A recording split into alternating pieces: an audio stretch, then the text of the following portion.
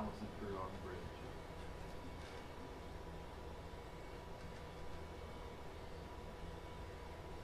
RS4, copy.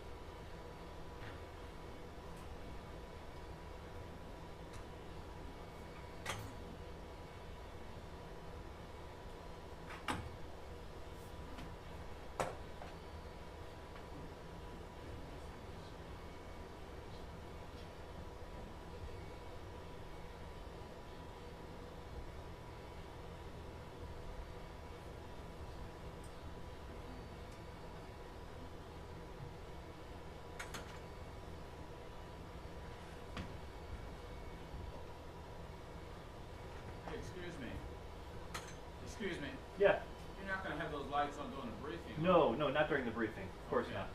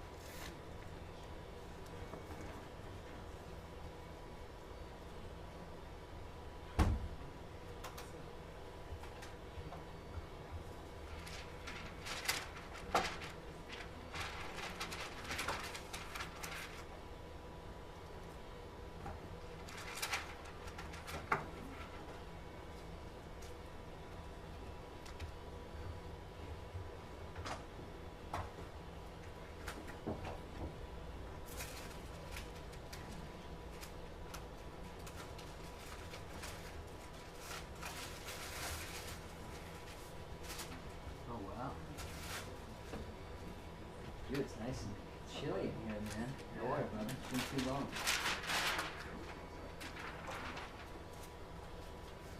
Are we doing stick or lob? The stick's for the live shot, and I've got the lob out. Oh, for the questions. Yeah, like how when you're there. Big time. Now we get a clean Yeah. shoot view to you. Right fine. I was originally set up over there to get more of a profile shot of you asking questions, but you told me to come back. Smoked potatoes, man. I know. They don't do that anymore. They used to. They used to do that. Oh, yeah. Yeah. Man, after 2 days on the mall, it's refreshing to come into an air-conditioned room. Yeah. That was a really good event. You know what, man? You know what my final takeaway was of it? The Navy does Fleet Week. Marines hit your ride. The Blues, the Thunderbirds do air shows all over the country, other units. Yep. The Army deserves a day of thanks and Yep. recognition for all they've done And that's for what it this was. country. And it's just, we get it, the political climate we're in. I would say the inconvenience of it being on his birthday. But they both were on the same day. Right. Yeah, I'm with you, bro. I was hoping for this to be like one on the streets, but there wasn't any. So That might be totally changing. I think all the Patriots and Thad are in the Middle East right now. Yeah. There's none to. There's nothing to show off.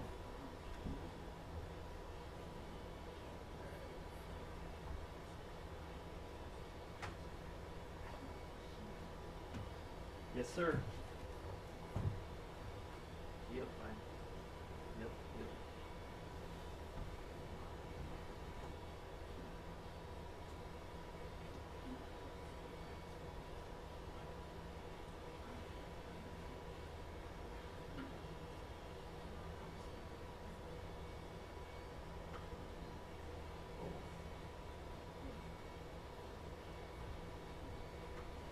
Thank you, Lucas. You know that now.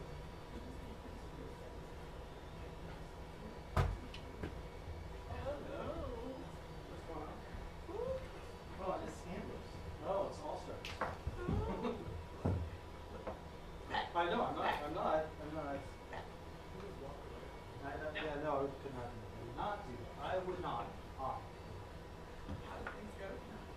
Fine. It's gonna be a short and sweet and terse Say again, please. briefing. Very long message. We continue to refer to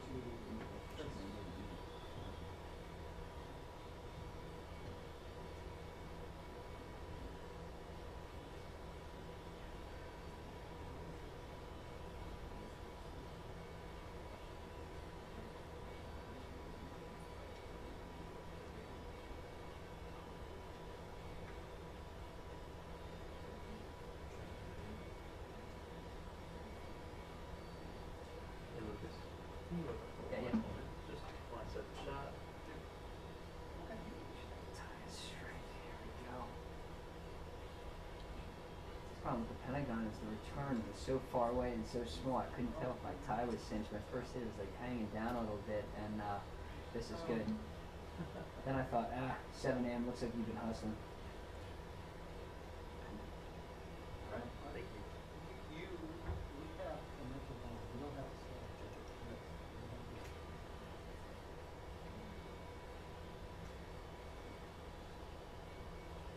Okay.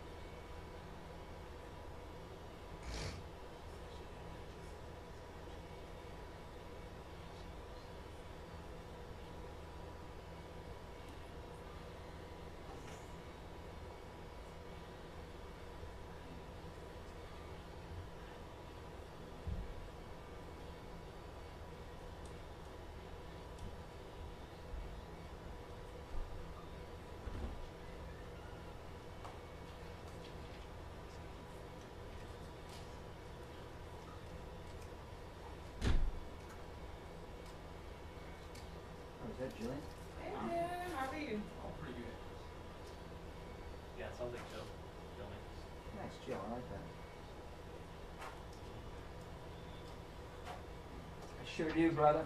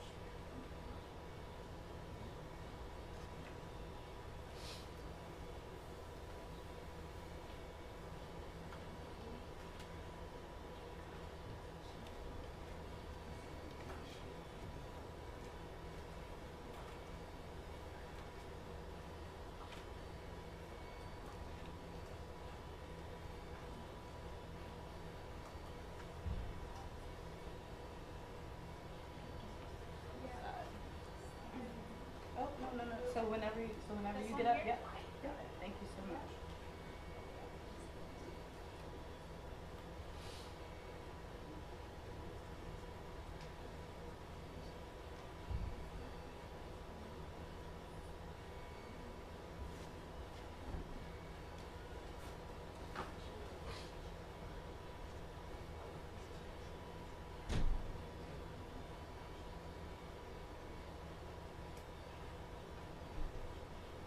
Is Villakovich coming up after us?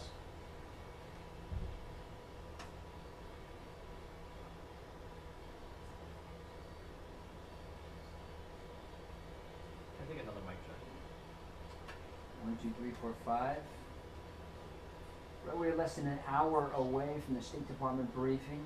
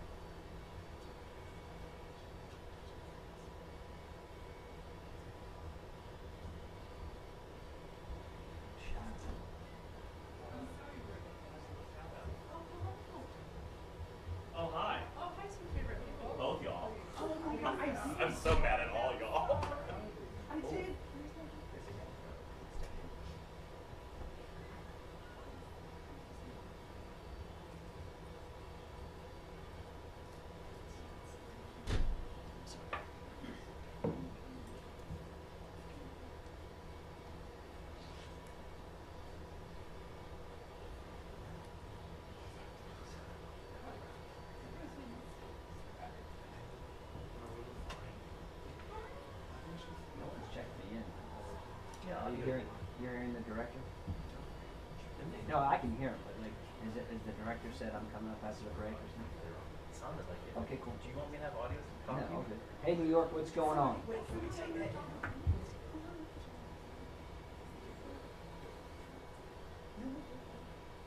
you sure you don't want me to ask? Yeah, live up to my reputation. What's that? Yeah, because you guys were talking about it. No. Yeah, for 45. What's that? 45 seconds. We ended up. Okay. Yeah, you want to ask him? Hey, New York, this is State Department. Can you just talk and this is here one more time, please?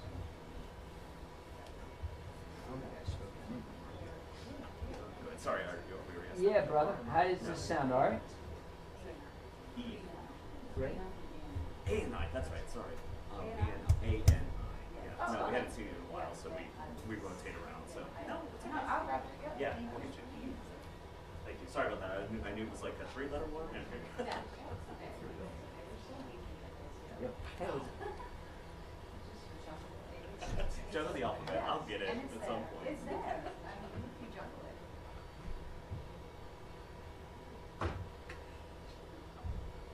perfect.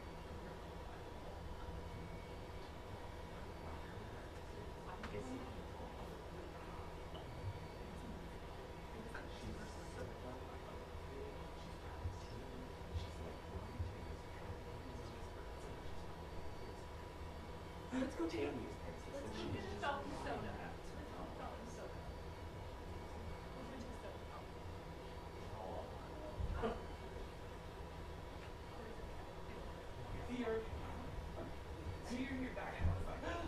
I'm gonna be a pain in the ass all day, but I'm actually fine. No worries. If you don't mind, since you're in here, you can sign it for me, please.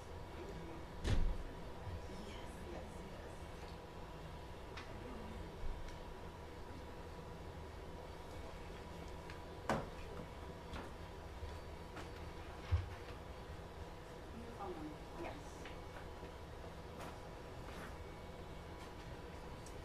Just in case there's no one connecting around. Yeah, so for, Starting on the 4th row and back yeah, here. but yes, Yeah, as of right now.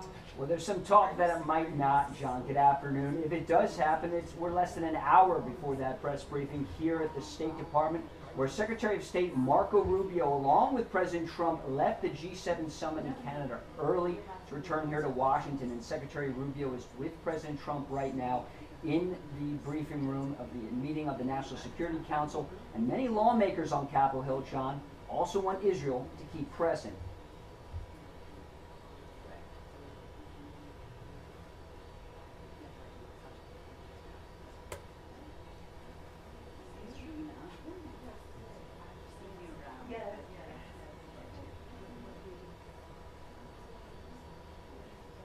Now, the U.S. Embassy in Jerusalem has not been ordered to evacuate despite the intense barrage of Iranian ballistic missiles. Late last night, a new security alert was issued last night telling all U.S. government employees and their families to continue sheltering in place. The embassy also warned hundreds of thousands of Americans living in Israel, quote, "The U.S. Embassy is not in a position at this time to evacuate or directly assist Americans in departing Israel."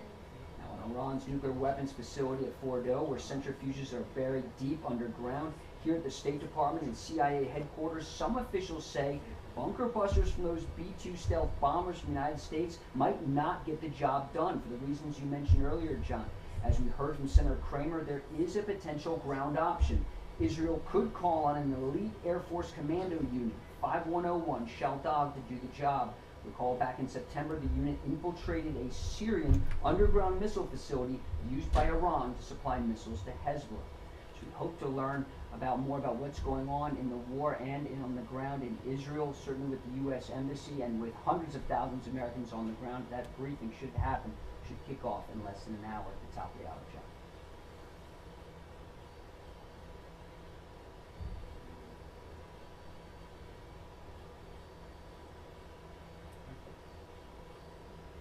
How was that? Is that good? Best I've ever seen you do. I want to hear if they ask me.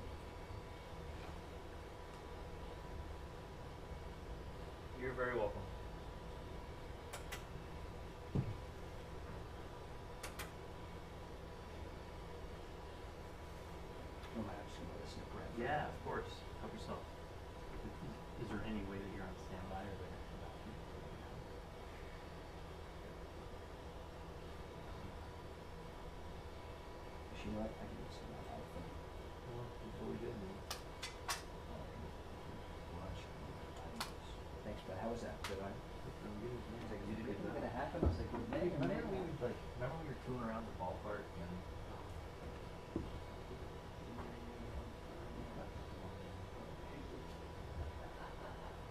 Thanks, Doug.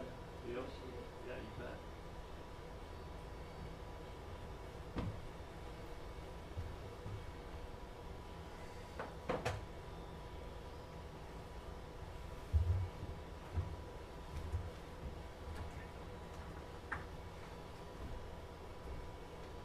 Two cameras today, huh? Yeah. Wanted to point out that if you're here, that it's, I'm seeing it in there depending upon where Oh, you're for standing. this? Uses Well, this? that should be the pools, so that shouldn't be a problem, but those are ours. Oh, okay. So just, I mean, I wasn't sure if you'd be standing up there or not, but just so that you were Yeah, aware of so I'm that. over versus- here, I'll let the CVS guy know, cause I'm guessing he was probably going over and sitting down. Yeah, more times than not, everybody ends up just doing that in there. But if they're not thinking about it, then it's Yeah. like, I want my center shot too. So Exactly. we all have the same deal. Exactly. I just wanna make sure also that she can see the teleprompter clearly, and, none of us are getting in the way. They don't use the teleprompter anymore. Oh, they use the teleprompter. Yeah, it comes and goes. There was a Like, camera guy that came and set up here, and I was like, yeah. She uses the timer. okay. It's just from a point of reference, she can Yeah. look up and see. So yeah, and still she wouldn't want somebody blocking it, but less critical. Okay. And just kind of like, oh, okay, 20 minutes, whatever. As soon as she finds that she's done it long enough, it's like, Great. okay. Awesome. But you never know. It could change the next time. Hello? That's the gentleman, Yes. the gentleman I should talk to.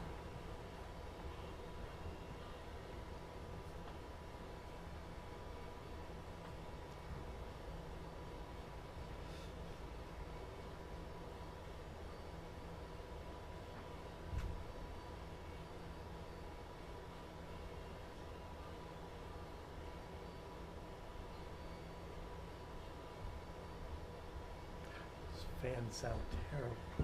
They've sounded better. They could use some breeze. Every time I hear these fans, I'm like, God, does it have to ricochet off of everything?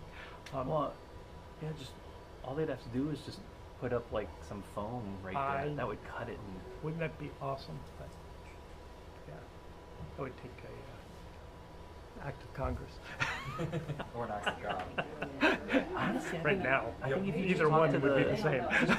well, you have contact with the engineering conglomerate that does this. They're gonna start coming in soon. But who? See, that's not really. Jerry Eccles Oh, at Fox. okay. Do you know him? I know of him. Yeah. Yeah, he's your guy. 'Cause Yeah? He put in the router for the pool. I'm wondering if my assumption is Fox is this is their domain in terms of for all the networks, like where there are pool jobs, like some other network might have be in charge of the pool rack for Pentagon. Right. Or in different sections of the Capitol, there's different engineers that are in charge. Okay. So Because I've seen NBCs here as well, so I Yeah. wasn't really sure whose But- domain that would really Yeah. be.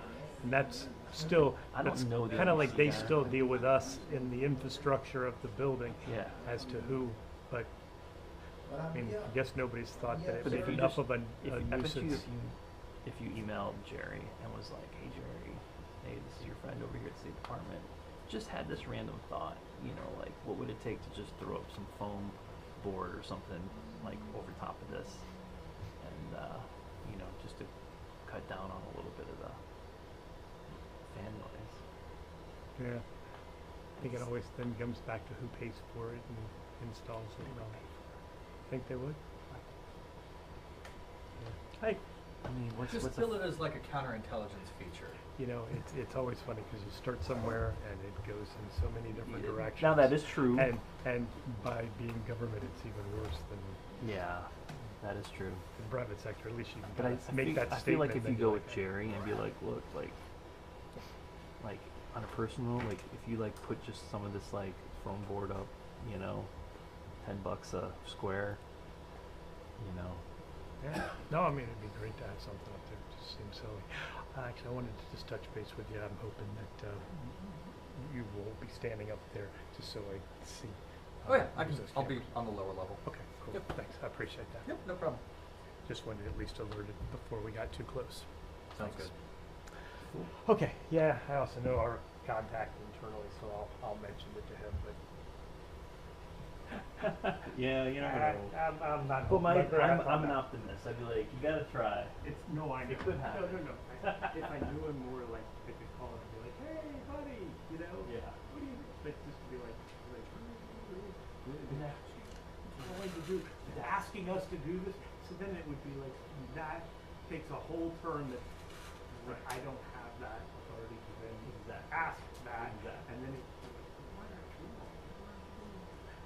Now all of a sudden it's like, oh, you know, they would be fielding questions. It could get more. Yeah, you have to make it like it's sort of like, oh hey, this would be actually really cool if we could put some foam board up here and put down a pen. Maybe it would.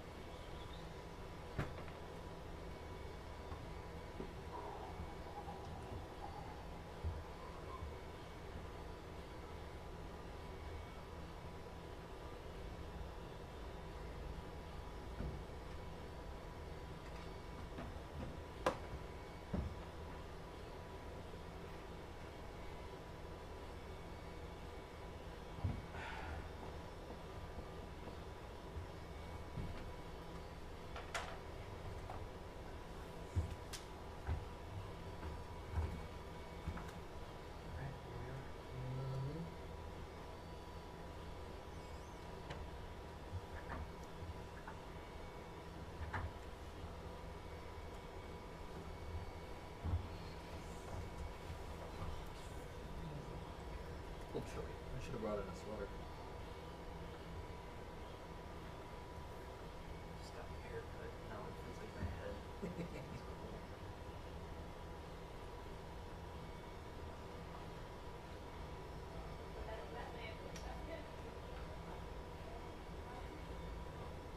Just emailed me like literally right after my last shot.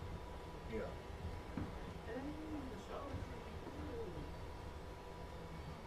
Well, that's good.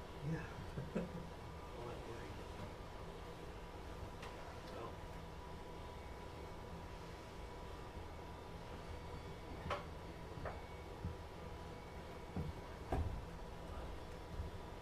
Now he's being added in the 3 o'clock. That's good.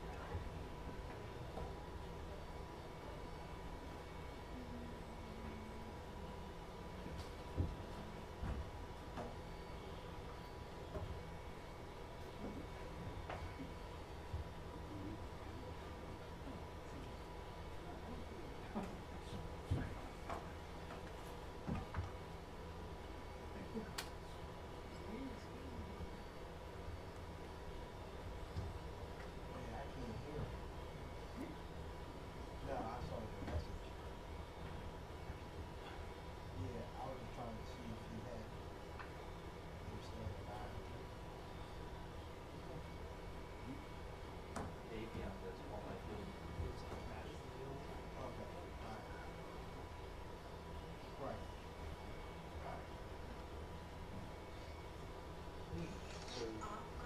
So, yeah, I got her request. Yeah. for Yeah. 3 o'clock. Спасибо, ты тоже. Yeah, I'm just trying to see. Okay. I'm gonna go ahead. But if you would also. But, no, thank you. I talked to, Steve. Okay. I got it. Okay. Good. Alright, sounds good. And thank you for coming. I appreciate it.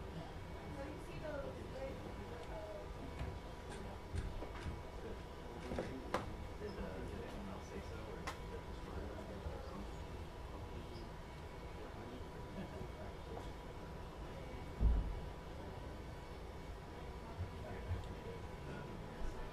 Yeah, yeah, absolutely.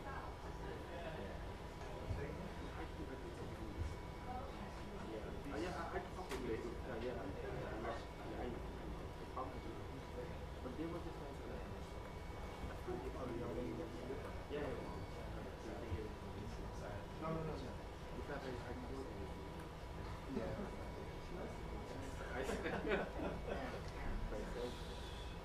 That's when we do.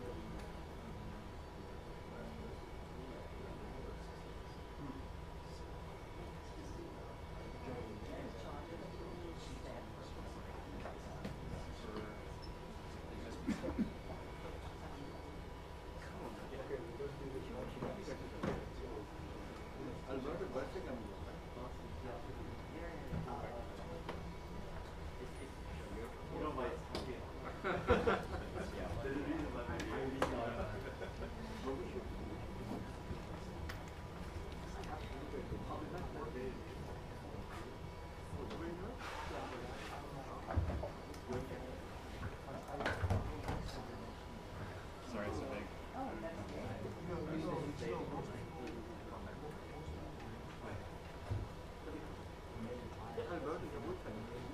Hey guys. Hey, how are you doing? Good to see you, man.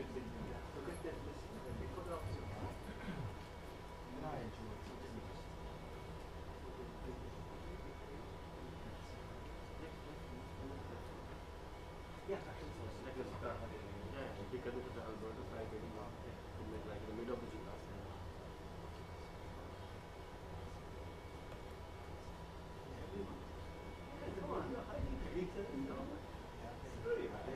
Thank God.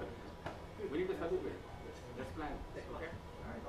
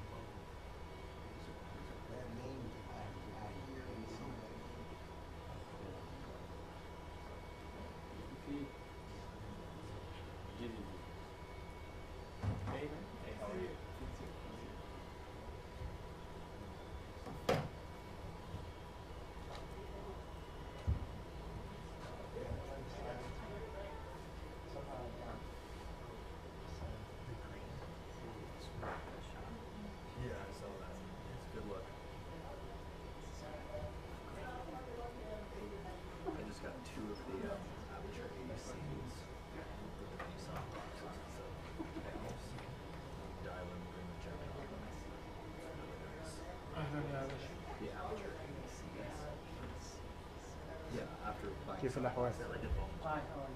It's proprietary video. And I enter I hope we set up a softbox. Well, they make an adapter, but it took them 4 months to actually get me the adapter after they got it. But you can, on the app, you can take a picture of something white and calibrate the lights to that. With all the lights. Yeah, and as soon as they come up with a way where it also tells the camera, that's going to be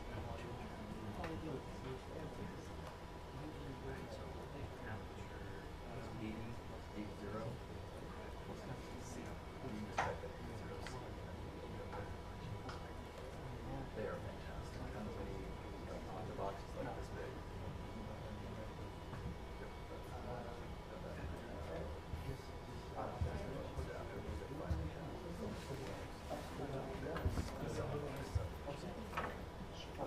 It's like this big. That's why what they do is When I tell you, like, it's a game changer.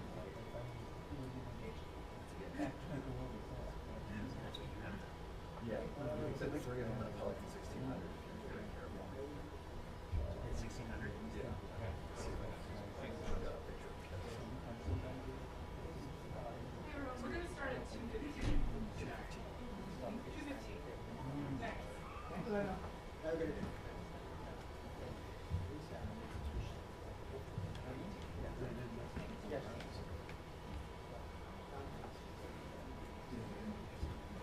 Hey Bob, we've been told 2:15. 2:15. Yes. No.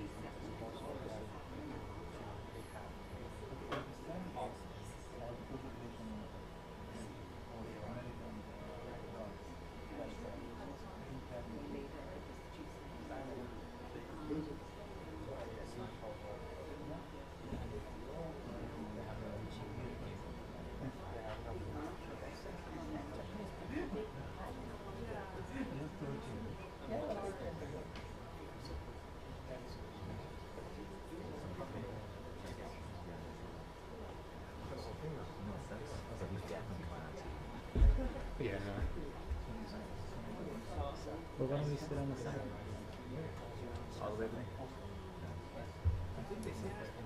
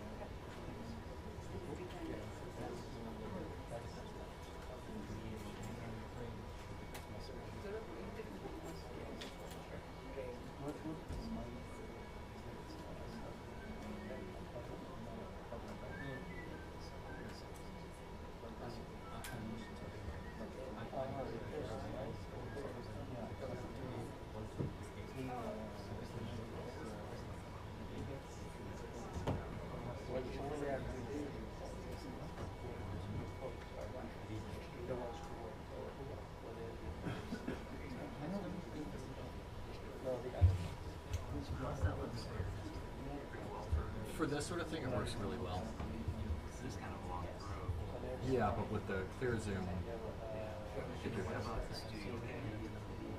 Studio A, it's a little short. I'm not gonna lie, I still use it, but I'd like 15 more millimeters. But wouldn't we? Yeah, because it's a 135. If it was like a 160, I think it would be about perfect. I am gonna try and run and use the bathroom one more time for this presser.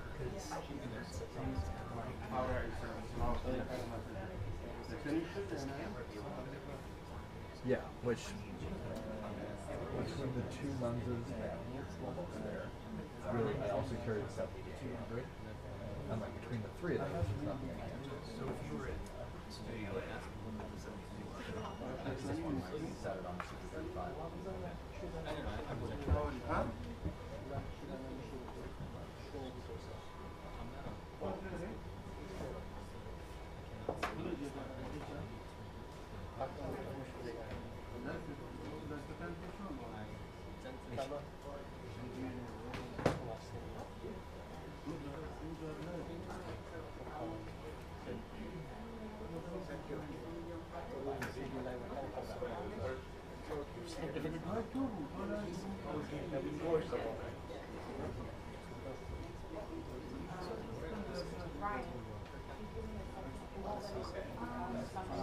I'm trying to get you to.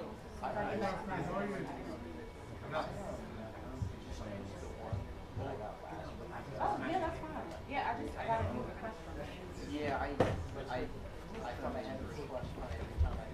Oh, gotcha. Okay, okay. This is one I have. Okay, okay. Thank you.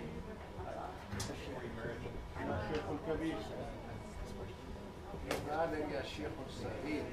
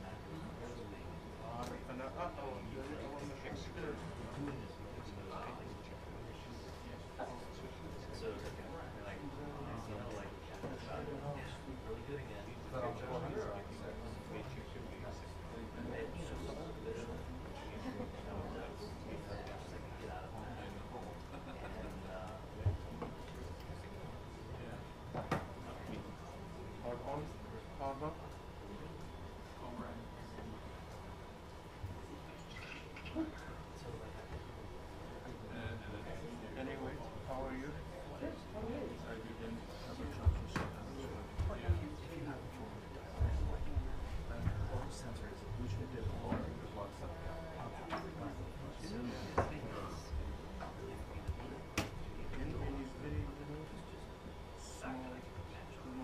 They just have 1,000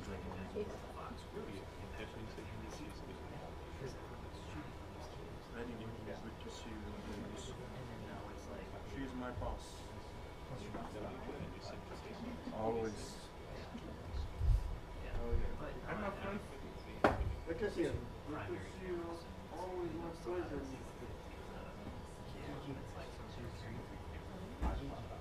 Hi, Gigi. Medellín, pues.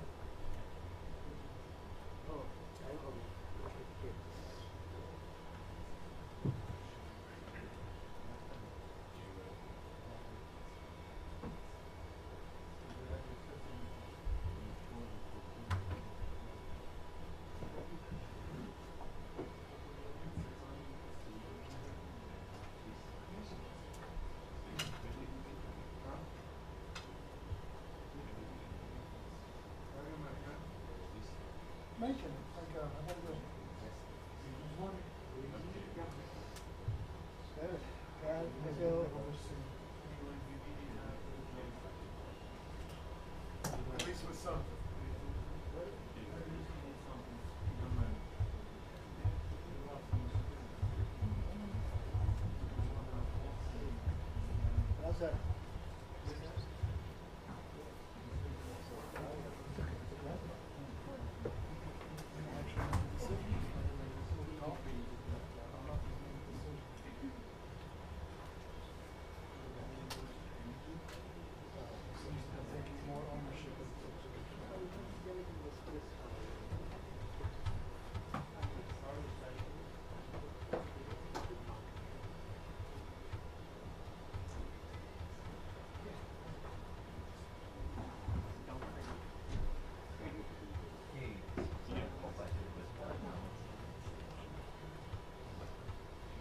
We can, I'm already in still, I just wanna know at the top of the next hour, let me into the story for IB.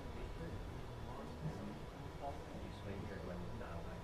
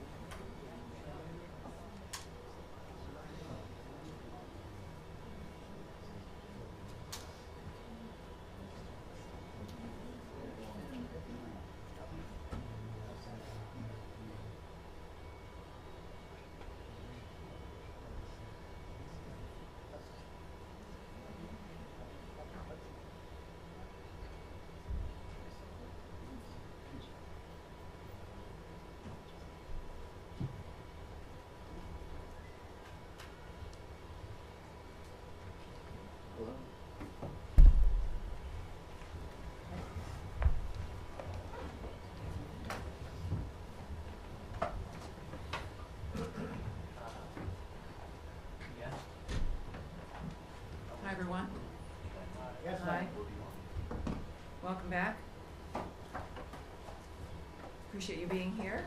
Thank you. Well, when that happened, I asked Ashley. Everyone's set? We're good? Great. Welcome aboard, everyone. Thank you again for being here. For generations, the Middle East has been dealing with the world's largest state sponsor of terrorism, with the attack on Israel on October 7th by Hamas, reminding us of what's at stake. Due to the wisdom of the American people, President Trump's election to a second term has offered the world a chance to see an American leader committed to solving many of the world's existential threats with determination.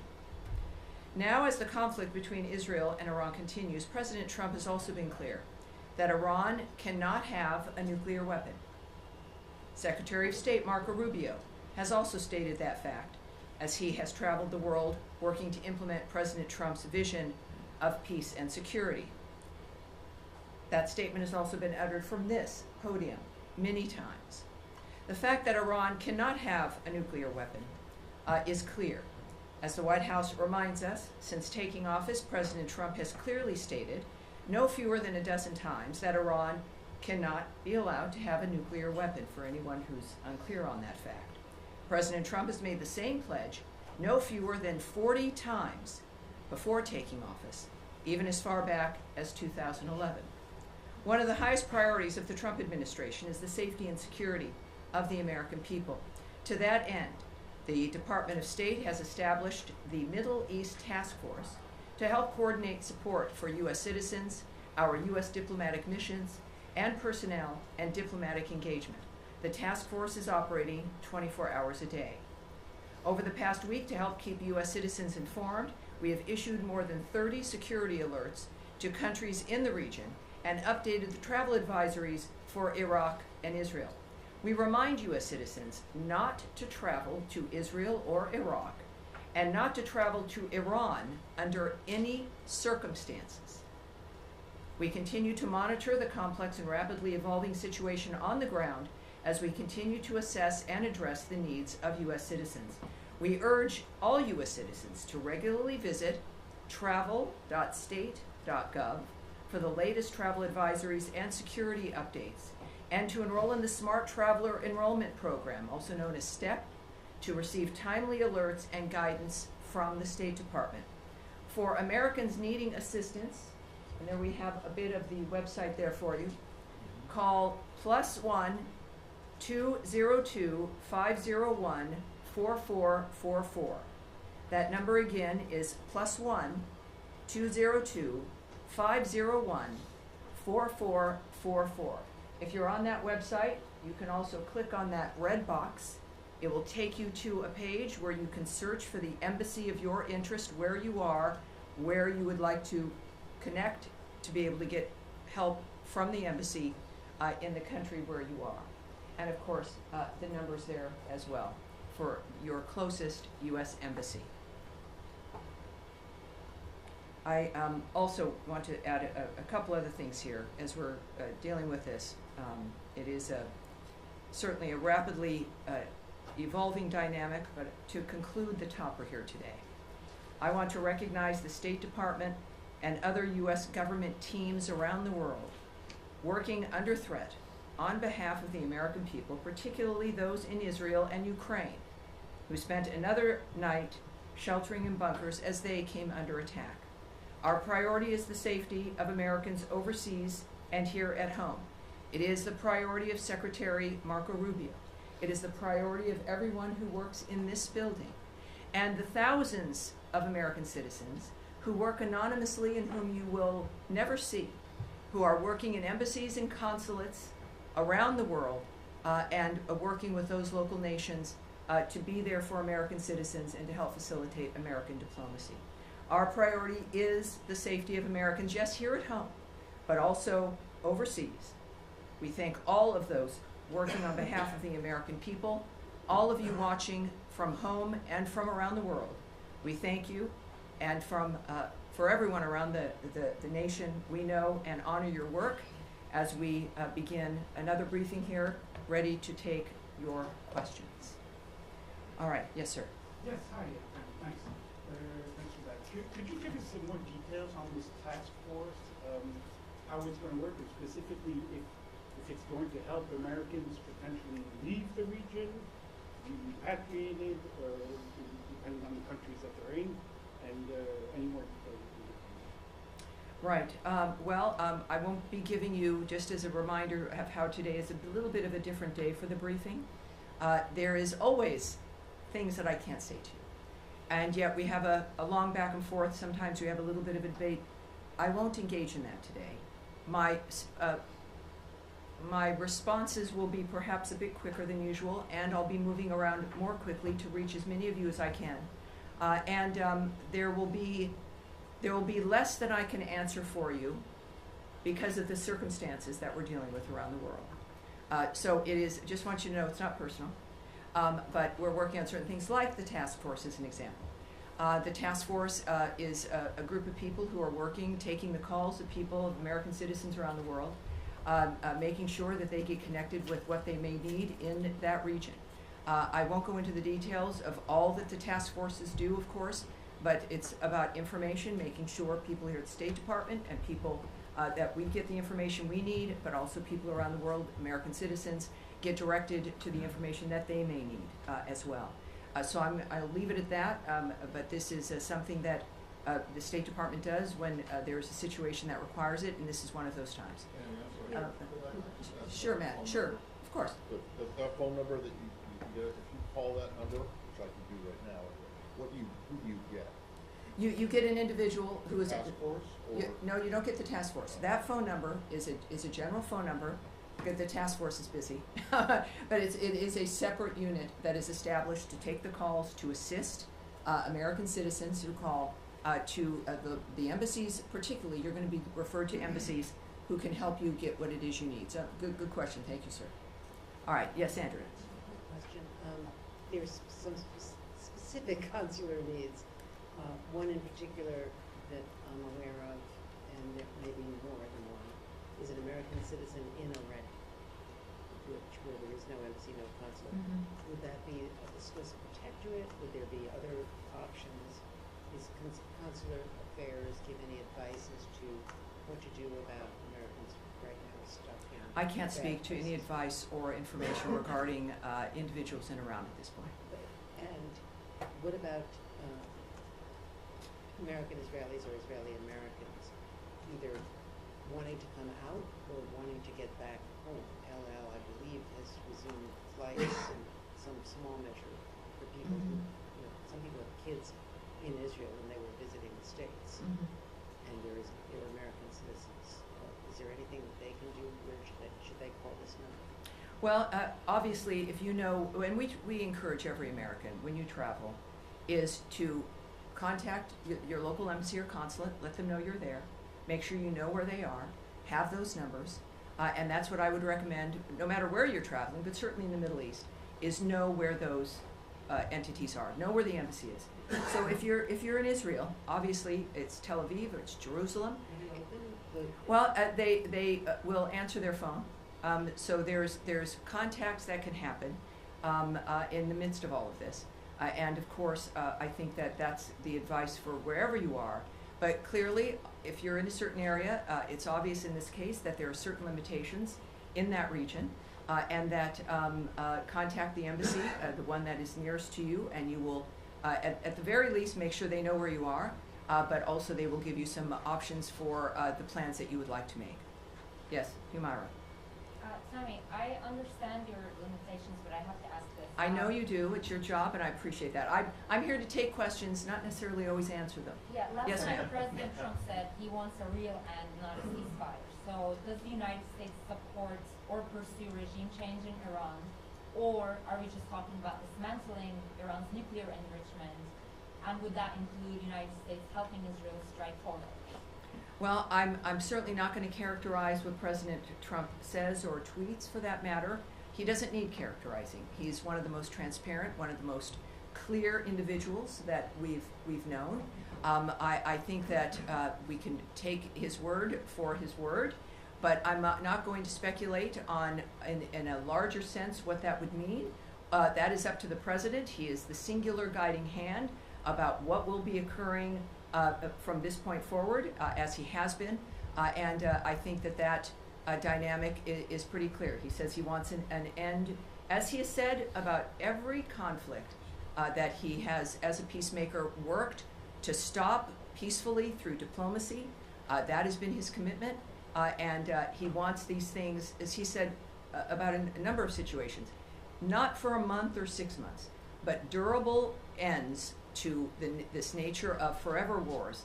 And that has been his posture, and that's his posture now. Okay, I have an easier follow-up. Yes, ma'am. How many people... I'll take a hard one, too, I'd say. How many people so far have contacted U.S. missions in Israel or elsewhere, American citizens, seeking help to depart the country that they're in the Middle East? Yes, I won't discuss those details with the numbers involved with the embassies. Are you guys planning to facilitate charter planes to get people out or military evacuation? I will not discuss what our plans are in that regard. Yes, ma'am. Just to follow up on that really quickly. Sure. Are you guys considering at all operations that would help Americans who want to leave the region from evacuating? I know that our commitment is to the safety and security of Americans around the world. All right? Yes, sir. Yes, sir. Go ahead.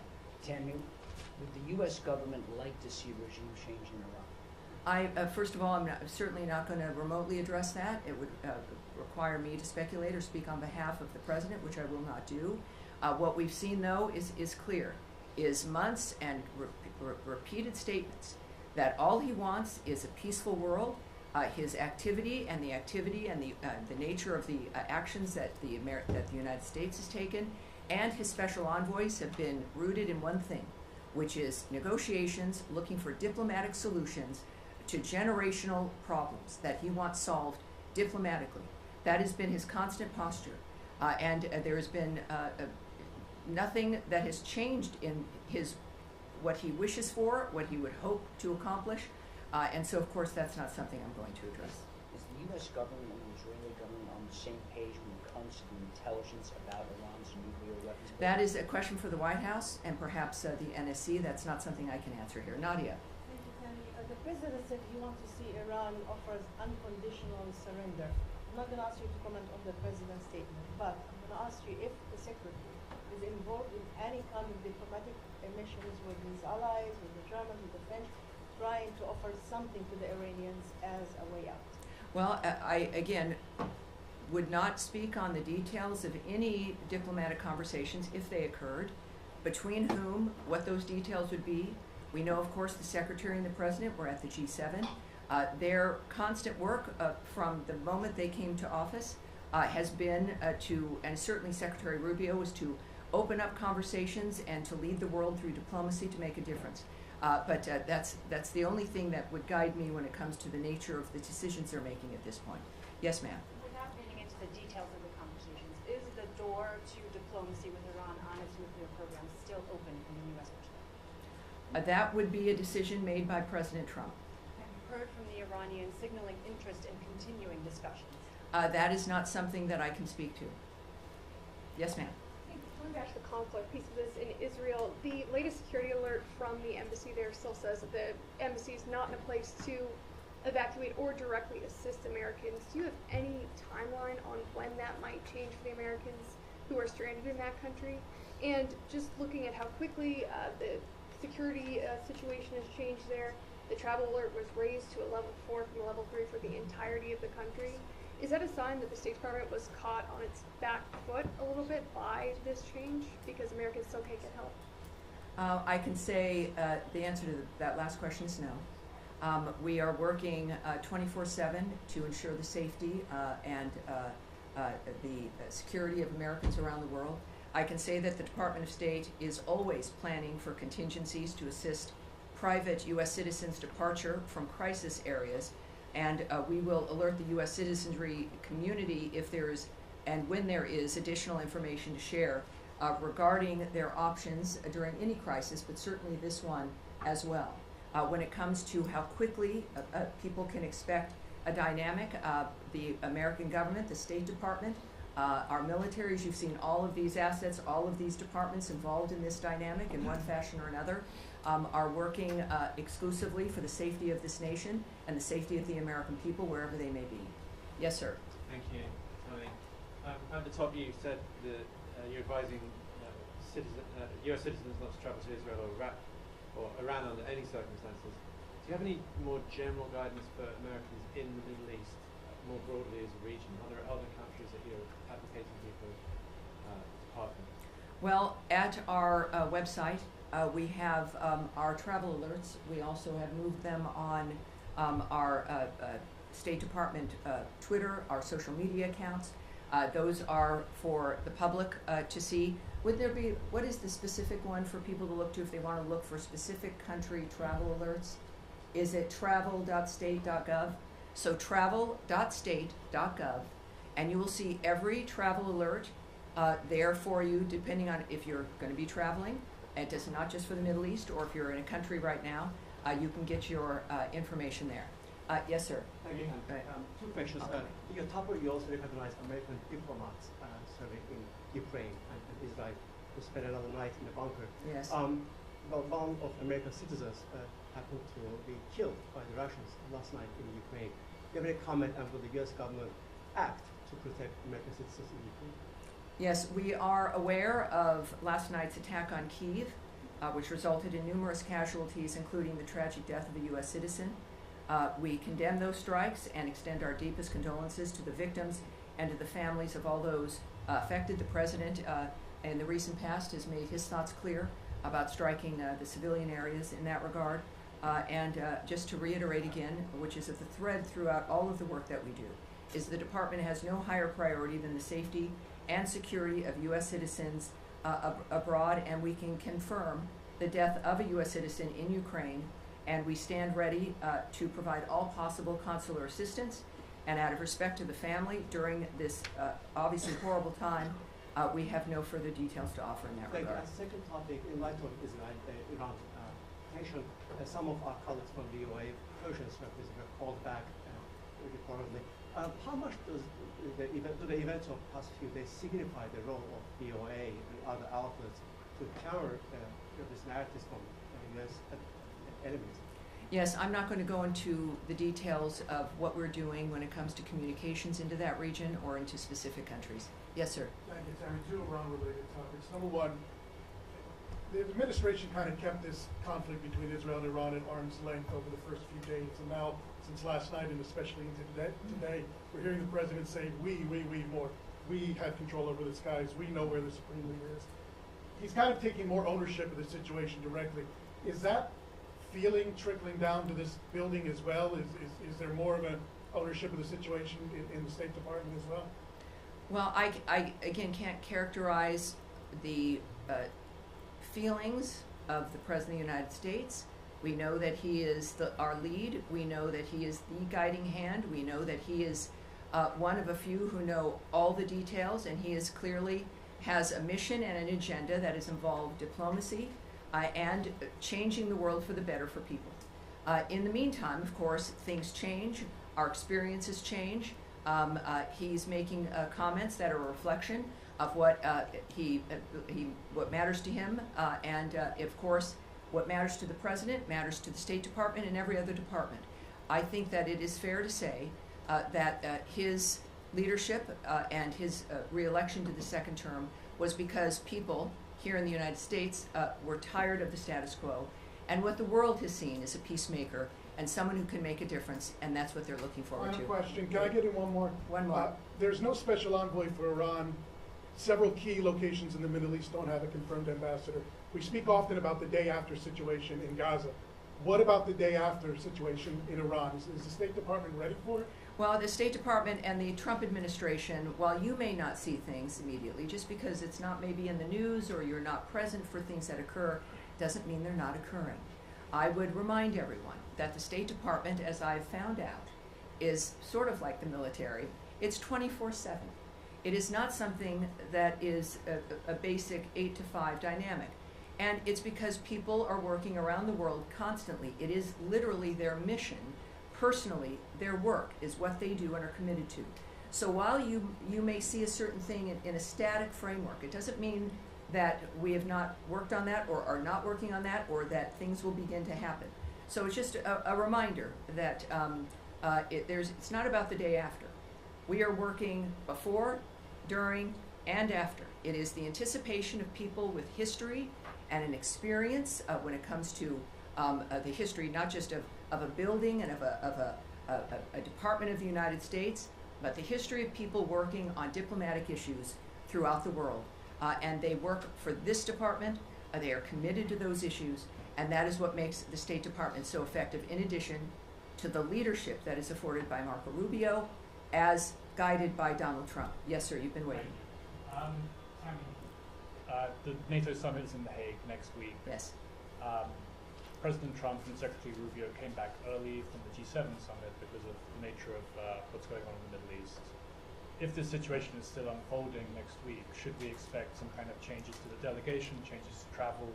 Should we be anticipating that if the situation is still ongoing?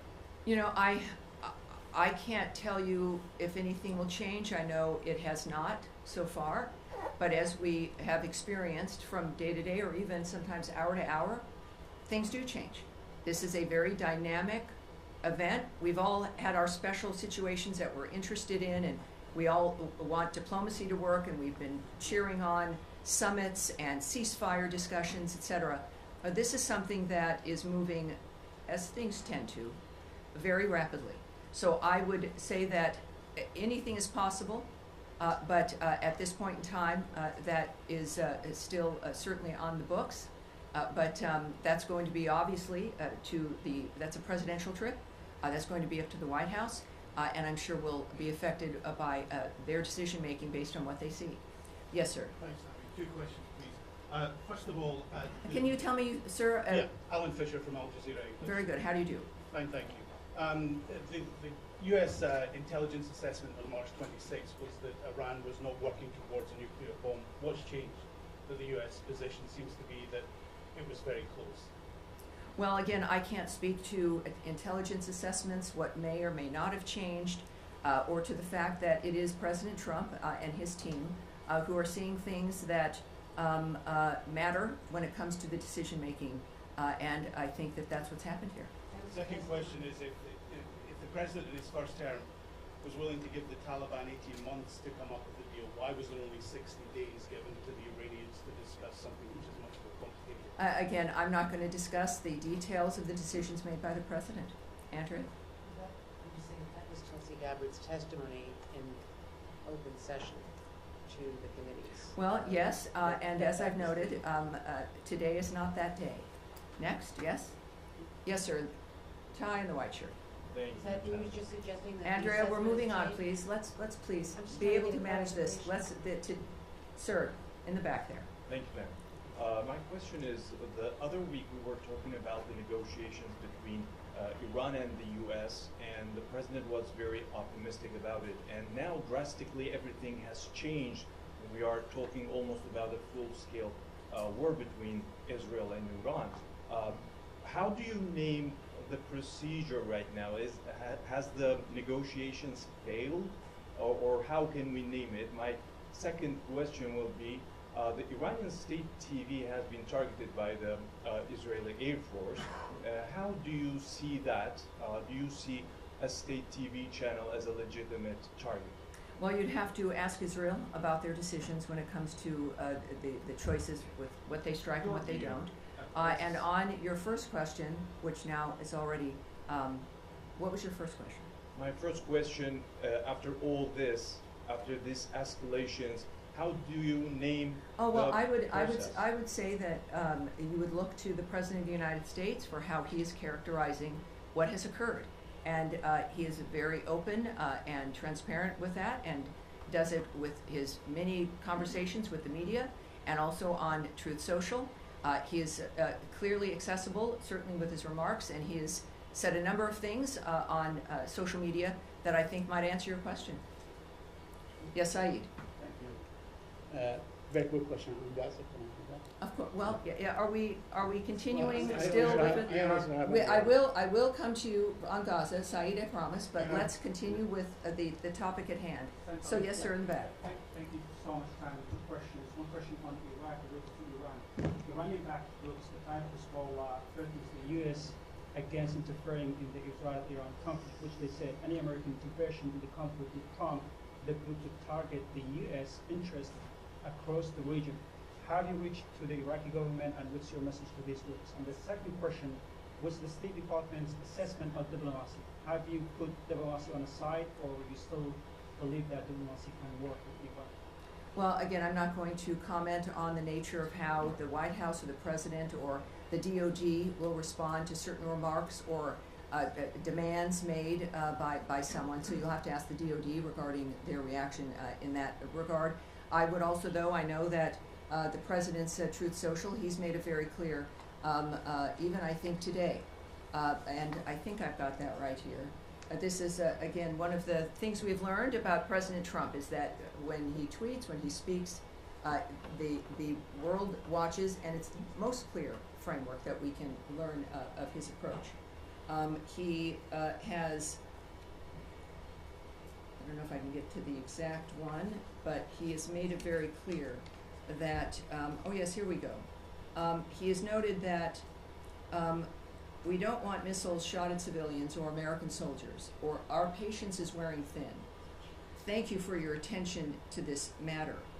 He is making it clear, I think, here regarding certain choices on the ground that are being made, and that what we've asked for regularly is, and what he has made clear, is that we were not a part of the initiation of this, certainly. We're not a part of Israel's attacks on Iran. That I think was stated very clearly by both Secretary Rubio and the President. And that's important for them, for people to know. And in this case, of course, the President has made it clear that if Americans are hurt, or in this case, a missile shot at civilians or American soldiers, that there would be a repercussion. I think that would not be surprising. All right, we'll go back. Well, more on Iran. We'll close with you, sir. Thanks so much. Could you tell us about the role of partner countries in mediation efforts with Iran, like Mohammed bin Salman of Saudi Arabia, Qatar, and UAE? President Trump recently concluded a successful trip to the Middle East. What can you tell us about the role of these partner countries? Well, it's clearly he went with a goal in mind. He makes deals. He's the best deal maker in the world. These partners in the Middle East that we have, they understand clearly our intentions and what our goals are. Thankfully, again, to the approach and the style of President Trump. So it's, I think that when it comes to, again, the best person who can explain his feelings and thoughts about what's accomplished on any issue is the President himself. So I refer you back to what he writes and what he is posting on, I think, a very regular basis, which is helpful to people like me, and I think to the world at large as well. Despite Israel's concerns, despite Israel's concerns, President Trump is still trying to negotiate with Iran for a nuclear deal, showing that his priority is peace in the region. President Trump has once again recently offered to mediate on Kashmir, but the Modi government says that they don't need Trump's help. Does President Trump need Modi permission to bring peace in South Asia by resolving the Kashmir issue? Well, yes, this is every country, as President Trump has stated, is a right to define its own future. He offers his help, and it's up to whoever he's offering it to whether or not they'll accept it. We live in a fascinating, exciting time where we've got a man who can make the difference, and he's generous about making that difference. He could have chosen to have this term be about anything other than peace and making America great again. But he's stuck with that. He's committed to that. It is part of his overall commitment to the country. So I would not speak to the nature of another country's decision making. That's up to them. But I think all of us are grateful that we have a president who's willing to help and wants to help. Now you have one more in Iran, and then we'll go to Saeed.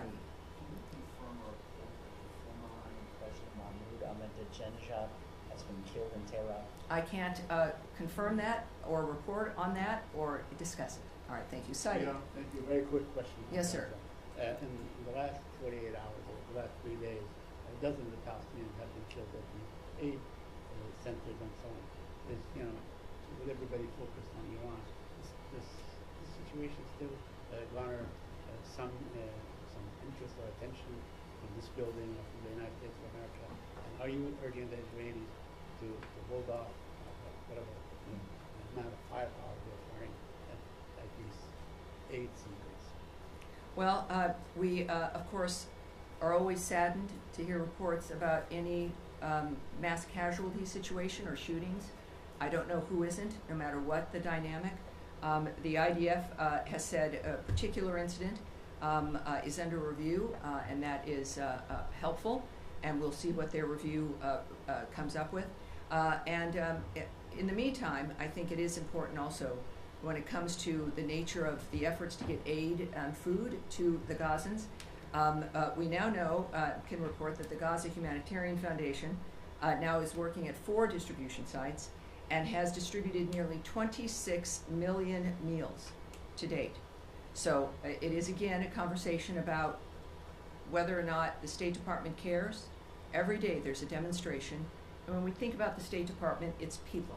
It's people who've committed their lives to a diplomatic life, to a life of foreign service, to a political life, to try to make the difference for the world. So we see that manifesting here. And as we also know with today's events and today's conversations, there's a reason why we need people like President Trump and the American commitment to peace abroad. All right? Yes? Okay. Yeah, it's been reported over the weekend that the Secretary of actually the President, would expand the travel ban to 36 other countries. A lot of them, from what I understand, are on Africa. There's already 19 countries that are affected by the travel ban to a different extent.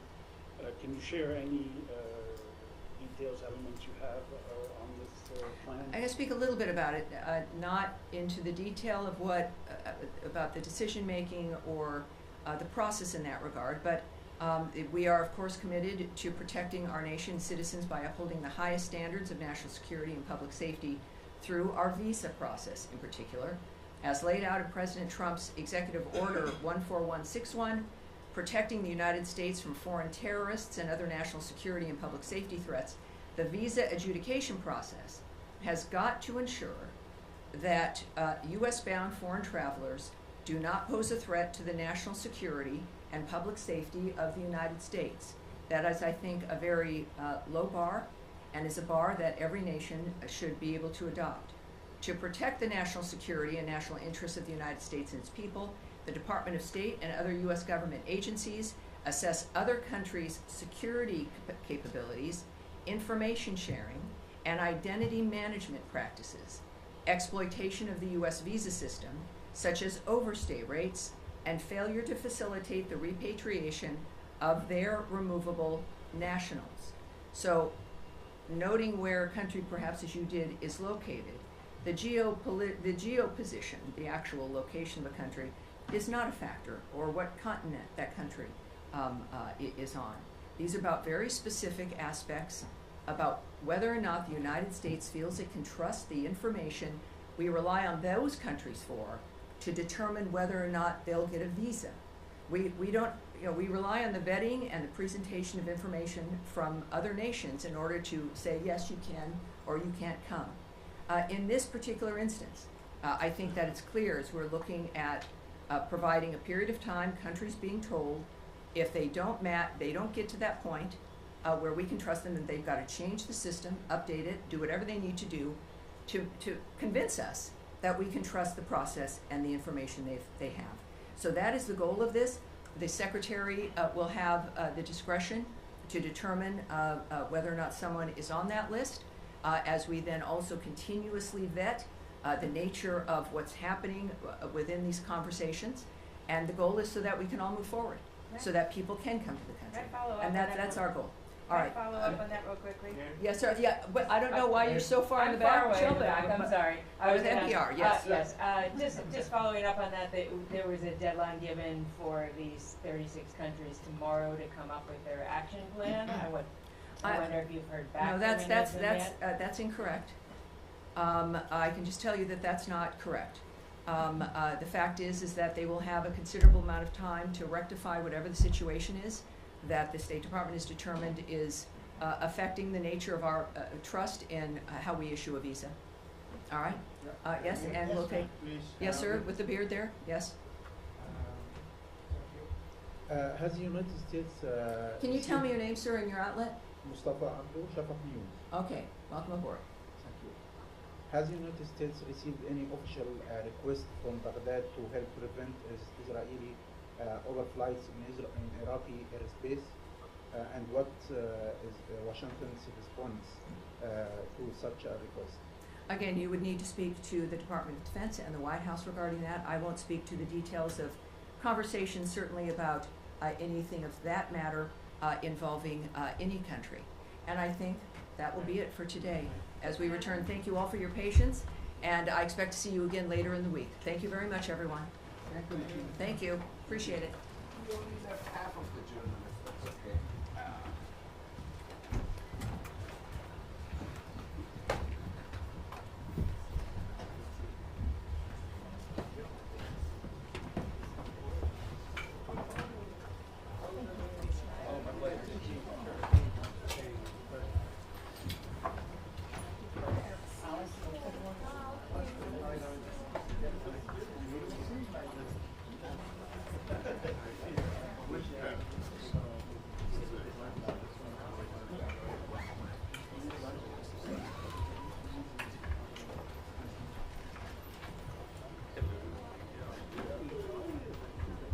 Hey, that's a wrap on Staker.